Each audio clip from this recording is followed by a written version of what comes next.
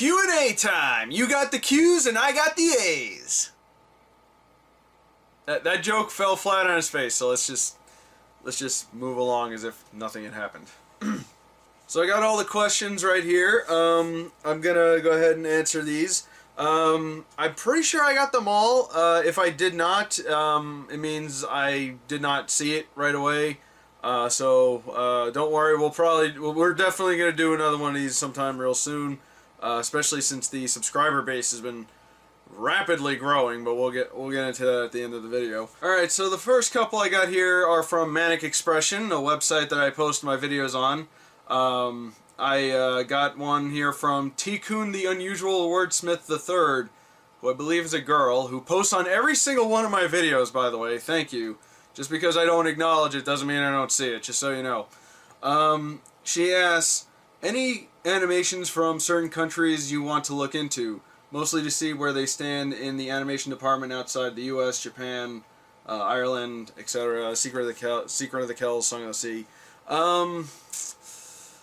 There are quite a few. I do like a lot of French shows. I know Ireland has been producing some pretty good, at least animated movies, because Song of the Sea and Secret of the Kells were great.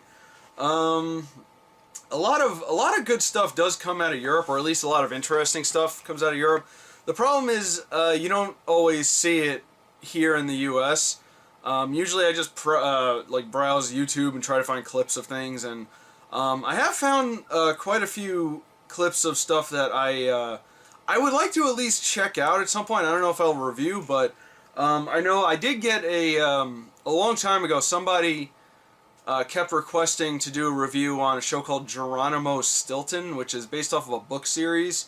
And the show, I believe, is Italian. It's about a mouse detective or mouse reporter or something like that. And not too many English episodes are available in the U.S. I think I've only seen like 2 or 3. It looks like a fun little show. I would like to see more of it. There was one I discovered not too long ago called I believe it's German. It's called Vampire Academy, and it was about all these little like children vampires in this school, and it looked adorable. It looked like one of those a great show you'd want to watch for like Halloween or something. It's a school full of adorable blood-sucking monsters. I mean, how could you not love it? But I think I only found one episode in English. But beyond that, I couldn't find any more of it. And it's a shame, because if it does have an English dub, why not, bring it over to the U.S. in some form, DVD release or on Netflix or something. But yeah, it's not that there aren't a lot of foreign shows I want to check out. It's just they're hard to find. I don't know. Maybe some of my foreign viewers can help me out with that. Also, for Manic Expression, we have User House. I wonder if he's related to Dr. House. He asks, why does my question have to be good? Oh shit, I wasted it. No, I take it back. That's right, you wasted it. You blew your opportunity. You get nothing. You lose. Good day, sir. Or you can wait till the next vlog, which is probably not going to be far away. Alright, moving on to the actual YouTube comments. First one, Snibdi Yinsen, who I believe you asked questions before, and I still don't know how to pronounce your name. What's my least favorite game? That's pretty easy. There's a game for the Wii called Ninja Bread Man. And if you remember from the subscriber vlog I did before, I mentioned that I started out doing video game reviews, and I actually reviewed that as one of the videos. I believe it was the last one I did too. Yeah, Ninja Bread Man is one of the most piss-poor, poorly designed, just ridiculous games I've ever played in my life, and the fact that you have to use the Wiimote to control it makes it even worse. Again, if you want to check out the video, it's on my Daily Motion account. But yeah, this is coming from someone who grew up with Atari and was part of the first wave of disappointed children to receive E.T. for the Atari for Christmas. So, yeah. E.T. is still not the worst game ever. I will argue Ninja Bread Man is far worse. Sebastian Vilgas, that's Movie Brat, he asks, What network would you want to work for on any show given your aspirations to be in the animation industry? Oh boy, that is a very good question. I'm not really sure anymore because, well, I mean, like, I would have no problem working on a show, any show, just to be like a creative writer or something like that. Maybe do storyboards or something, because my drawings are still not very great.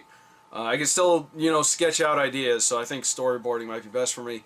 As far as which network, I don't know, because, I feel like I would have a good shot with Disney, but I learned about the pitch process with Disney as far as, like, my own ideas are concerned, and I'm not really too crazy about how they handle their pitches, because, basically what they do is, like, you'll give them an idea, like, you'll pitch the idea to them, and then they'll take that idea and they'll give it to someone else to do all the writing, to make the pilot, and then they'll make, the pilot, and then they'll send it to network executives and everything, and they'll come back with notes, and then they'll make another one, and they'll come back with more notes, and I basically went to a presentation where a guy explained all this, and it feels like, the creator does not have any say in, anything that they make. I mean, I did a little research not too long ago, and I found out that a creator maybe half the time, does writing for a TV show. Otherwise, I'm not even really sure what they do otherwise. Maybe they supervise or something like that. But yeah, Disney might be out of the question. I don't know if any of my ideas are lowbrow enough for Nickelodeon, although Nickelodeon seems to be on an upswing, so we'll see. Cartoon Network, it may be possible, but I don't know. The problem is, I don't know if any of my ideas, like, really would fit with any of the three major networks right now, because, right now we're in kind of a transition period, because a lot of, like, serious shows are kind of taking the back seat right now. Ever since Gravity Falls ended, it seems like we're going to get more and more, slapsticky comedy shows, which is fine. Those are great, because we got, like, Loud House that's, doing very well.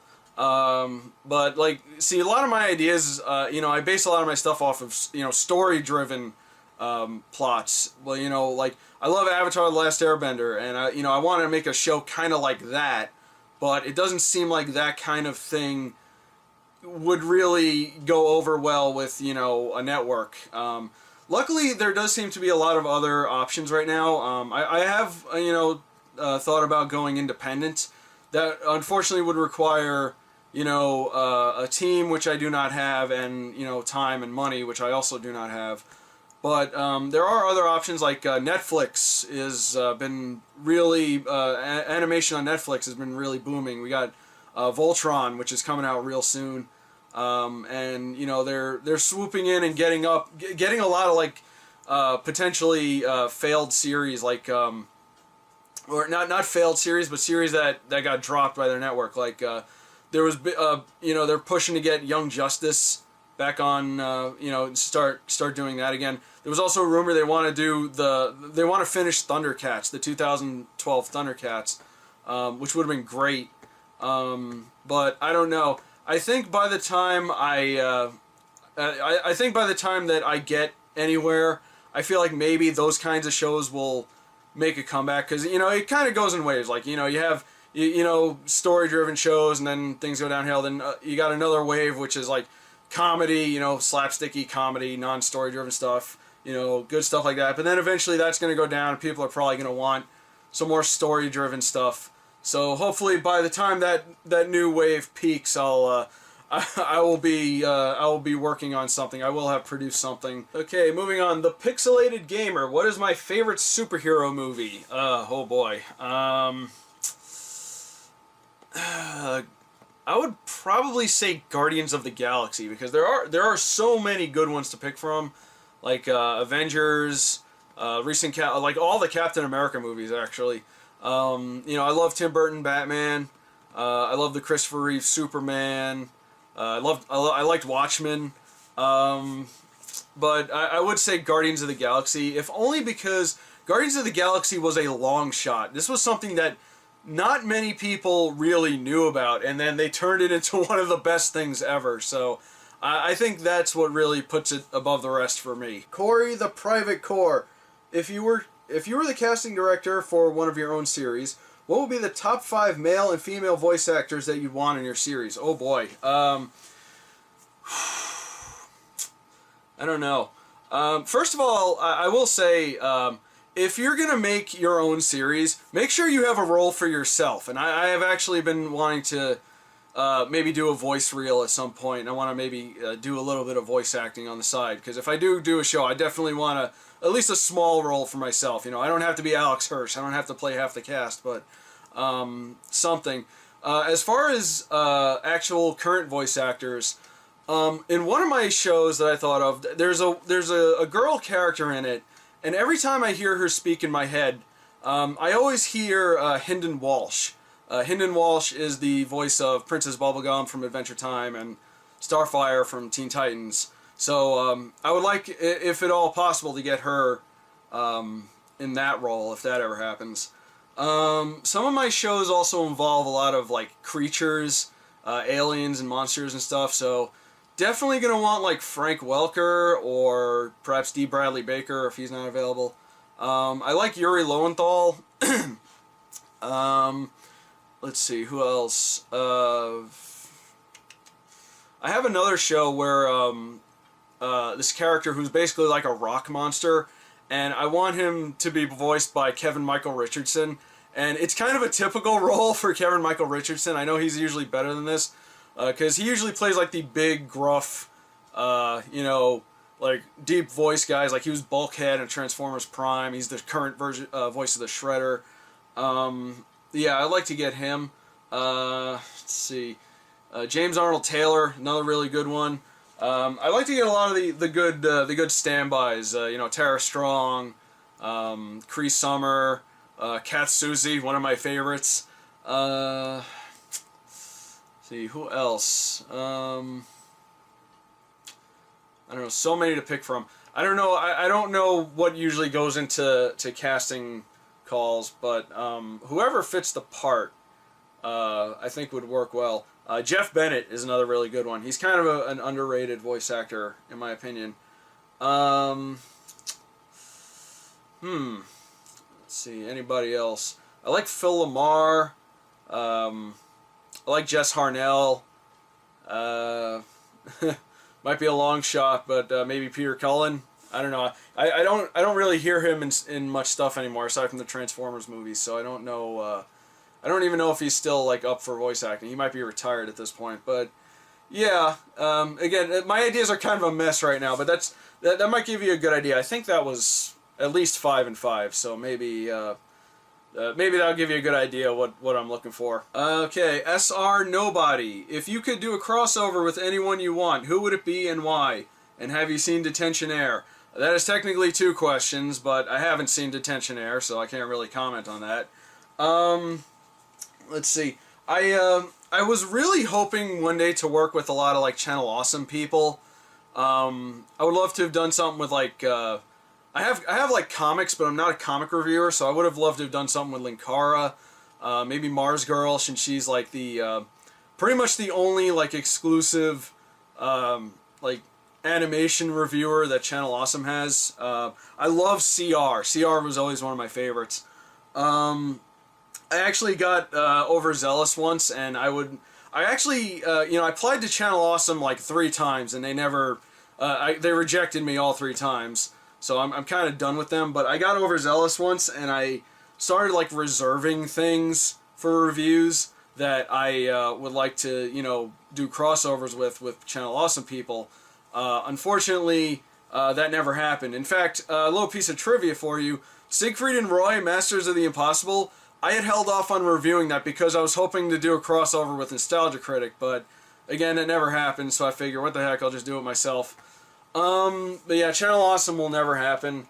I would love to work. I would love to do something with Andre of Black Nerd Comedy. I love him. Him and I, we're kind of cut from the same cloth. We grew up about the same time. We both love Ninja Turtles and Ghostbusters. He's a big fan of like Archie and Smurfs, but not so much me. But I don't mind them. Let's see.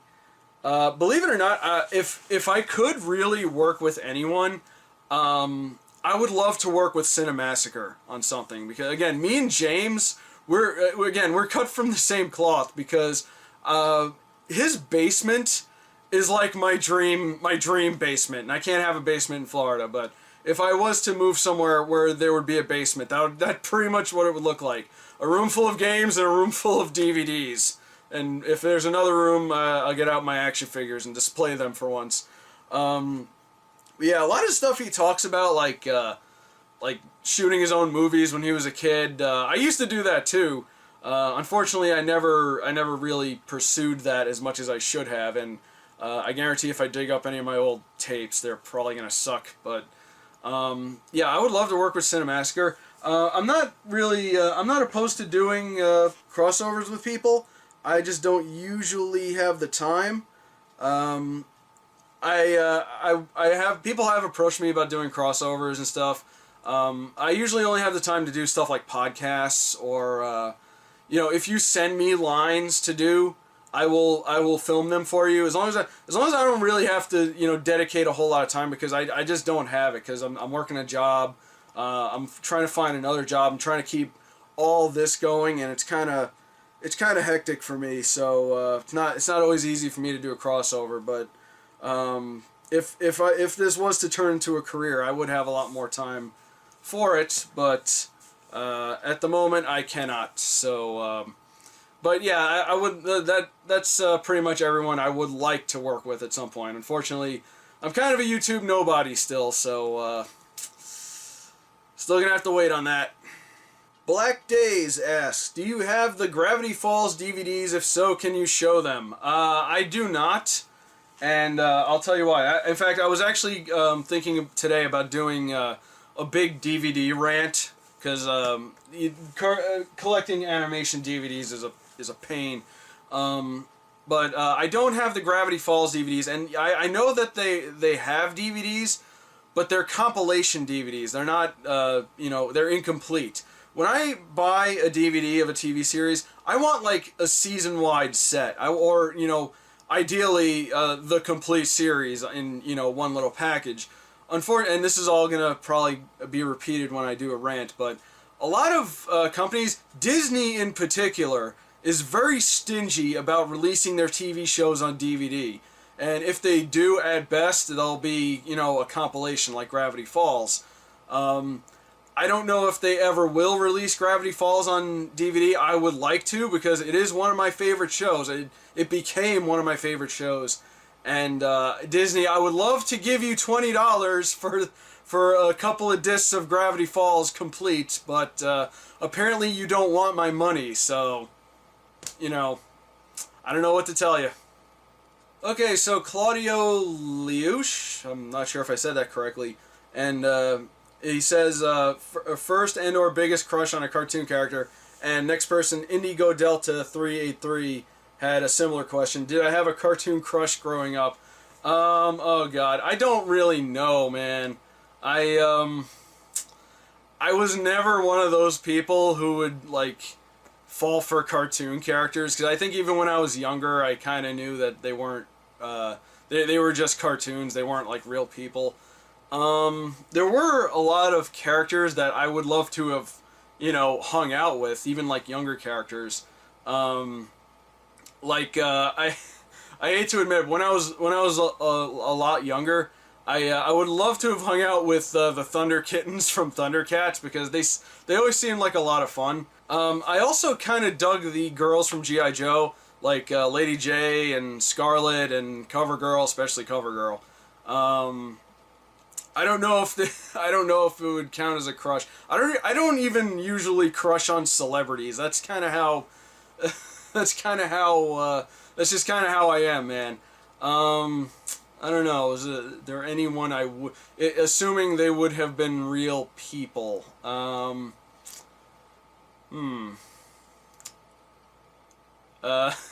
This is where a little bit of Rex comes out, but I kind of liked Thorn from the Hex Girls from Scooby-Doo. Yeah. closet goth fanatic. Just so you know. Yeah, I don't know. I guess that's the best answer I can give right now. So yeah, mostly just characters I would like to have hung out with or at least be friends with. And then I guess as I got older, maybe the girls of G.I. Joe started to stand out a little more, and I guess that's a good enough answer. All right, awesome anime fan asks, what would be your favorite heavy metal bands? I'm not really the best person to talk about music to, at least not anymore, because I kind of stopped really following artists and bands, and I'm at the point where I just prefer, I follow songs. There's songs I like and there's songs I don't like. I did grow up, I didn't really get into music until like late into high school, and that was the late 90s, and I started to find grunge and rock and all that. And as far as metal goes, I'm not even really sure what qualifies as metal, because I've heard a lot of like metal fans talking, and someone will bring up something like Metallica, and then they'll say like Metallica's not metal, and I'll be like, it's not metal. It sounds like metal. I mean, and I did like Metallica a lot in the late 90s. I think Reloaded was the first album of theirs I picked up back when I was able to actually start buying my own music. So yeah, I like a lot of 80s metal, I guess, like Van Halen, AC/DC, Metallica too, of course. Metallica I haven't really cared much about in a while. Pantera was another one I used to listen to. Yeah, I don't know, does Van Halen count as metal? Does Def Leppard count as metal? I don't know. I don't know what counts as metal. So I'm just gonna name off some stuff. I mentioned AC/DC. Mentioned Def Leppard. Guns N' Roses was another one. Before they broke up, obviously. Yeah, I hope I at least listed at least one thing that qualifies as metal. So there you go. There's my answer. Sammy Girl 8250 wants to know if I saw the Angry Birds movie, and if I did, how was it? I did not see it, actually. I kind of missed my opportunity to watch it. I was going to, and then I was going to do Rob Watches on it, but I kind of too much time passed, and then I was busy with other things. I heard a lot of people really liked it, so maybe it was a little bit better than an Angry Birds movie deserved to be. So maybe I'll watch it one of these days, and maybe I'll do a cartoon clip show on it or something. But no, I did not, unfortunately, get a chance to see it. Duffy Luxbridge asks, what is my opinion on the 2002 HeMan cartoon? I loved it. It was really good. This is coming from someone who grew up, watching He-Man, Masters of the Universe, before, when I was really young, and I didn't really put together how bad the show kind of was. But then, 2002, they rebooted the series, and it was awesome. They did a really good job honoring the source material by updating it where necessary, focusing a little bit more on story, making it funny where it was intended to be funny. Great animation, great character design. They even gave more spotlight to a lot of characters who were like jokes, like Mechaneck, who they did give a few jabs to. But I really liked the 2002 He-Man. It's a shame I think it only lasted 2 seasons. It's unfortunate because I heard that if they were going to continue the series, they would have introduced She-Ra, which made sense because they introduced Hordak in the series. So She-Ra would have probably been the next step, and that would have been even better. But yeah, 2002 He-Man was great. Buddy Smith asks, anything in cartoons you like currently that you find a little overrated or don't exactly care for? I think We Bare Bears is a great show. Unfortunately, it's not really a show that I identify well with. I think I don't really like the whole social media anxiety aspect of it. I hate that that one bear is always on his phone. It's a fine show in its own right. It's just, you know, a lot of that modern stuff I don't really care for. God, that made me sound old. I'm not old, I swear. It's just not for me, I guess is what I'm trying to say. Again, it's a fine show. I still stand by that the burrito episode was adorable. The burrito episode was adorable. I just said that sentence.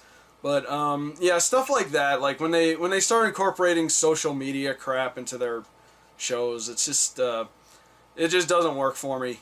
I hope that was a coherent enough answer. Dolphin Tacos 1997. I love that name, by the way. Are you looking forward to Disney's new show, Milo Murphy's Law? Yes, I am, by the way. Milo Murphy's Law is, I believe it's going to premiere a little later this year. It's the new show by Dan Povenmire and Jeff Swampy Marsh, the creators of Phineas and Ferb, a show that I really like. Jeff Swampy Marsh also worked on one of my favorite Nickelodeon shows, Rocko's Modern Life. I don't really know much about the show, but given their track record, it should turn out pretty good, and I can't wait to see it. And I will do a Rob Watches on it. Awesome Teddy Bear, what is your favorite cartoon? Kind of an obvious choice, and I already mentioned it before. Avatar: The Last Airbender. Again, it's an obvious choice, but it kind of earned the spot of one of the best things ever because it had like the perfect balance of story, seriousness, humor, great characters, great character development, just everything about it was great, and it's one of my favorite shows, and the tone that it takes was a big inspiration for a lot of show ideas that I've came up with. Schwartzfee, who sent me all that candy that one time. Are there any properties that are intended for a female audience that I kind of like? There's at least one. She-Ra. She-Ra, the original She-Ra. Because I actually, going a little bit off topic here, because I was asked a question about the 2002 HeMan series. I wanted to, one year, maybe in place of an Obscurathon or something, I wanted to do like a Masters of the Universe retrospective where I review all 4 incarnations. Original Masters of the Universe, She-Ra, the 90s horrible the New Adventures of He-Man, and the 2002 series. I don't have the She-Ra box set though. It should be pretty easy to come by. However, the 90s He-Man, the New Adventures of He-Man, is a pain to find on DVD. It's on 2 volumes. You can get the first one pretty easily. The second one is like super rare. Good luck finding it for under like $50. But yeah, if that ever happens, I will do that, and I'll go into more detail on She-Ra and the 2002 series. But yeah, to answer your question, definitely She-Ra, because a lot of people, you know, go back to the 80s and they say, what's the best girls show from the 80s? They think Gem. No, Gem was bad. She-Ra was way better than Gem ever was. Gem had horrible music in it, and it took place in a world where there was no police, apparently. But She-Ra was awesome. She-Ra kicked ass. And I dare say that She-Ra was even a little bit better than the He-Man show. And that's not to say it was great, because it was still a Filmation show, rather. But yeah, it was definitely a little more interesting than He-Man. If you want something a little more recent, and this is something I caught on to recently. There was a show called Witch, Witch. At first glance, it does kind of look like a girl show, but I actually did watch the series, and it wasn't bad. It had a very good story. It had a lot of action. And this is coming from someone who does not like magical girl anime, so.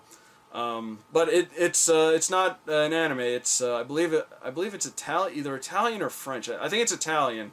So there you go. I guess maybe they should maybe other countries should have a shot at magical girls, and maybe they'll be better. I mean, look at Star vs. the Forces of Evil. That show's pretty cool. Nathan McFarland, will you review Yokai Watch, the English dub on Disney XD, and possibly maybe the toys? Blind bag is only a few bucks. No, I won't. I'm not going to review that because it just doesn't seem that interesting to me. It just seems like another Pokemon clone. It'll probably end up fizzling out like every other Pokemon clone except for Digimon, which is clinging to every bit of its last piece of existence. As far as the toys go, again, I don't really know a whole lot about the show. I caught like an episode of it, and it just seemed kind of weird and not that interesting. Not that the Pokemon show was that interesting anyway. But the toys, blind bags are only a few bucks. I wish I had the bucks to spend on it. Tell you what, if you send them to me, I'll review them. JohnKin715 asked, did I ever go to college? Yes, I did. In fact, I just graduated for my second bachelor's degree recently. I went to school first for graphic design for a school that was good but expensive as hell, and of course now I'm having to pay for that, which is one of the reasons why I have to work a job. And then I decided, because the graphic design career never went anywhere, it was just impossible to get hired. Maybe it's just impossible to get hired in my state for that kind of thing. So I decided to go back to school for multimedia and animation, and I did, some video courses. We did a storyboarding class, which was really cool. I got to, pitch a couple of my ideas to the teacher, and he seemed to really like them. Or rather, he didn't care that much for them at first, but then when I storyboarded them, then he was he was a little bit more on board with it. I kind of had to prove myself with some of my ideas, but he seemed to like it, which did make me feel a lot better, knowing that someone who knows what they're talking about actually liked one of my shows, or it was one of my movie ideas actually, because it was a little easier to storyboard. But yeah, I have a bachelor's in multimedia. I also have a bachelor's in graphic design. I don't know if I'll go back to school. I'm waiting to see if what career path I'm able to take. So we'll have to wait and see with that. But yes, I went to school, and so should you. And finally, the last one, Jay Bain wants to know, what is the worst experience I've ever had with a cartoon, like a show I can't watch because of negative connotations? Let's see. There are a lot of, not even just shows, but movies as well. Like recently, for the first time, I checked out Jay and Silent Bob's Super Cartoon Movie or something it was called. I had been wanting to watch that for a long time because I love Clerks, the animated series, and I checked out that, and God, it was awful. Not just the story, but the animation was terrible. I still have one animated movie is one movie that I still have never been able to sit through, and that's Cars, Pixar's Cars. I just could not finish that movie. And this is coming from someone who has reviewed some pretty horrible stuff. Negative connotations. Whenever Teen Titans Go comes on TV, I immediately jump for the remote. Yeah, I definitely cannot watch that show. I don't know what else. A lot of stuff on Nickelodeon now. Breadwinners. I actually don't even know if Breadwinners is still on. Sanjay and Craig is another show that I just could not. I just could not get into. I hate the character design. As a more popular answer, I'm not a big fan of Bob's Burgers. I know a lot of people really like Bob's Burgers, and I just can't get into it. I've really tried, and it's a shame because a lot of people in that show I really like. I love H. John Benjamin. I love Eugene Merman. I think he's hilarious. Kristen Shaw, who's so funny. The show, first of all, the show just looks awful. I hate the character design. I hate character designs where they have no neck. And that's another thing with Sanjay and Craig. The Bob's Burgers and Sanjay and Craig have a very similar body shape to their characters, and it's just a sin to look at. And of course the big one is Mr. Pickles, which is oh god, I almost threw up thinking about Mr. Pickles. God, that show is the biggest eyesore I've ever seen, and I cannot watch it. I just cannot. I can't believe it's getting a second season. Or actually, we're in the second season. Hopefully that'll be the end of that. So yeah, there are quite a few shows that I just refuse to watch, even and movies that I refuse to watch. Okay, so I think that was the last question. Thank you all for giving me your questions, and we'll do this again for sure. So if you didn't get a question, and don't worry about it. I think I promised that I'd have 2 top 5 videos out. One of them has been edited. As soon as I'm done with this video, I'm gonna get to finish that one. So you'll probably see those next week. Also working on next cartoon clip show. I always try to have them out by the end of the month. Let's see what else. As far as like the next vlog goes, like I said, I always try to do them for every 1,000 viewers, or every 1,000 subscribers rather. I actually was surprised at how fast the subscriber base grew since the last video. I actually have almost 300 new subscribers. So at the 4,000 subscriber mark, if I don't have anything interesting to say or relevant or important to say, I might not do a vlog. But if not, I will definitely do a vlog for 5,000. I might try and still do it, so just so we can have a Q&A.